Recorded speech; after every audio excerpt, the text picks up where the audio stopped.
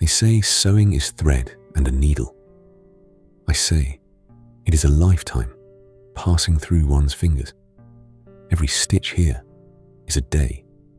Every thread is a story. There is the thread of joy. It shines brightly. And there is the thread of sorrow. It is a little more muted. I do not just sew fabric. I gather the days. They ask me about the secret of the Caftan, as if asking the sea for the secret of its waves. A secret is not told. It is felt. To understand, you must come back with me to the beginning. The very beginning. The first story I remember was the story of my grandmother's Caftan. A black Caftan. To me, it looked like the night sky when the stars are near. She only wore it on the most important occasions. And when she wore it, the whole house would smell of oud and amber. She would pull me close and begin to run my little hand over the Caftan. She would tell me, "Look at this embroidery. Look at this golden thread. This came from far away." She would tell me stories like a fairy tale about the land of Persia and the sultans who wore it, about the trade caravans that brought it across the deserts, shining in the night like a lamp. She told me that the Caftan in Morocco was first for men, for the judges and the sultans, a sign of dignity and power. But the Moroccan woman, slowly, with her grace and her understanding, began to make the Caftan her own. She added the colors of nature to it, the green of the olive groves, the blue of the sea, until she had transformed it into a mirror of her own beauty. My grandmother, in that black Caftan, wasn't just wearing fabric. She was wearing all of history. When I turned 10, my mother took me to learn. My teacher, Lalla Fatima, may she rest in peace, was a stern woman. The first thing she gave me was not a needle and thread. She gave me a tangled ball of soothe. She said, "Untangle it." I spent a week on it. The threads wouldn't yield, and I would cry. She came to me and said in a calm voice, "Soothe teaches you about life, my daughter. When you see tangled threads, you do not untangle them with shouting or with speed. You do it with patience, thread by thread. Even the most stubborn thread, if you guide it gently, will soften."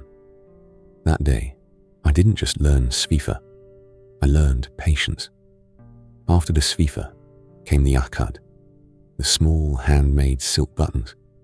They are the secret that holds the Caftan together. Some see them only as knots. I see them as a promise.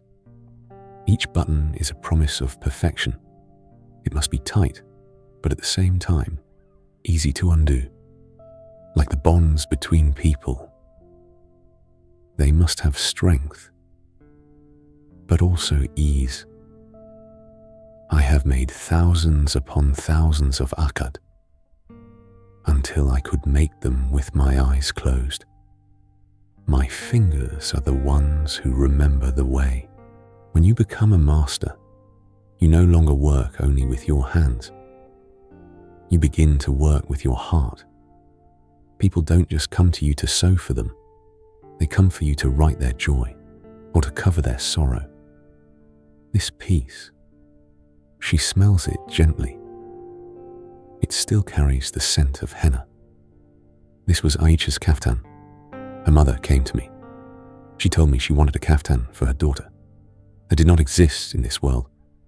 I worked on it for a month. I did not sleep. With every stitch I made, I would say, "May God complete it with goodness." With every button I tied a prayer for happiness.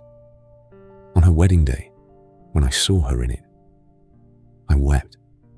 I didn't weep for the work. I wept because I saw a piece of my own soul walking before me.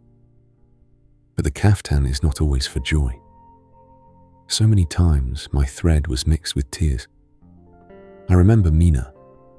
She came to me after her husband passed away. She wanted a blue caftan, the colour of patience, with no embellishment at all. She told me, I want it to be modest, to cover my grief. That caftan, I worked on it in silence. The whole workshop was silent. Even the needle made no sound. That caftan, it wasn't just fabric.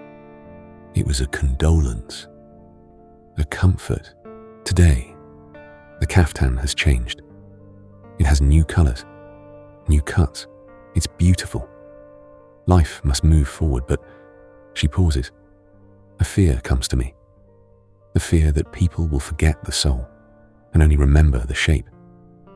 Now, a caftan is made in a week by a machine. It's beautiful, but does it have that breath? Does it hold the prayers of the artisan? Does it have the patience of the sfifa? But when I look at these young girls who want to learn, I say no. The secret will not die. As long as just one woman in this land believes that the caftan is not just fabric, the secret will stay alive. They come back and ask me, Lalla Fatima, in the end, what is the secret of the caftan? I stay silent for a moment, and then I tell them, the secret isn't in the silk, nor in the golden thread. The secret is in the feeling, that blessing that remains in the fabric from the hands of the master, those prayers of the parents that are sewn along with the threads. The great secret is that moment when a woman stands before the mirror in her caftan and she doesn't see herself. She sees her grandmothers. She sees her history, and she feels like a queen, even if just for a moment. This is my secret. Good night until the next story.